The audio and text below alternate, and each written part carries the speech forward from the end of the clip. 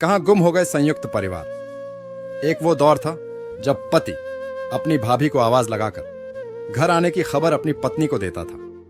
पत्नी की छनकती पायल और खनकते कंगना बडढ़े उतावलेपन के साथ पति का स्वागत करते थे। बाऊजी की बातों का हाँ बाऊजी, जी बाऊजी के अलावा दूसरा जवाब नहीं होता था। आज बेटा बाप से बेडेढ़ा हो गया, रिश्तों का केवल नाम रह गया। ये समय समय की नहीं, समझ समझ की बात है। बीवी से तो दूर बडढ़ों के सामने अपने बच्चों तक से बात नहीं करते थे। आज बडढ़े बैठे रहते हैं, हम सिर्फ बीवी से बात करते हैं। दादाजी के कंधे तो मानो पोतों पोतियों के लिए आरक्षित होते थे।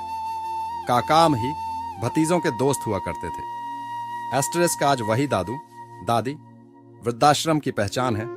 चाचा चाची बस रिश्तेदारों की सूची का नाम है। एस्टेरिस्क बेरी डेढ़ी पापा सभी का ख्याल रखते थे। अपने बेटे के लिए जो खिलौना खरीदा वैसा ही खिलौना परिवार के सभी बच्चों के लिए लाते थे। ताऊजी आज सिर्फ पहचान रह गए और छोटे के बच्चे पता नहीं कब जवान हो गए।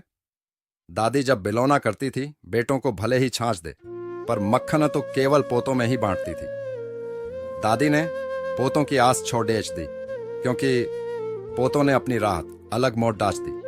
एस्टेरिस्क राखी पर बुआ आती थी, घर में नहीं मोहल्ले में फूफा जी को चाय नाश्ते पर बुलाते थे। अब बुआ जी बस दादा दादी के बीमार होने पर आते हैं। किसी और को उनसे मतलब नहीं, चुपचाप नयन नीर बरसाकर वो भी चले जाते हैं। शायद मेरे शब्दों का कोई महत्व ना हो, पर कोशिश करना इस भीड़ में खुद को पहचानने की किया।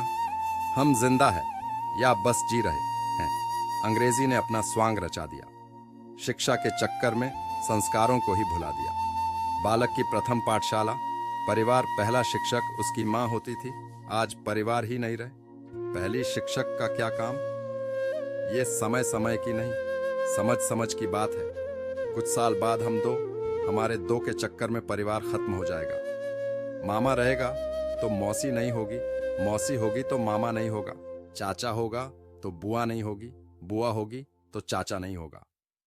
काका काकी बडेढ़े पापा बडढ़े मम्मी, बुआ फूफा मामा मामी, मौसी मौसा, ताऊ ताई जी, अनजाने ऐसे कितने रिश्तों के संबोधन के लिए तरसेंगे। एस्टेरिस्क सादर अभिनंदन।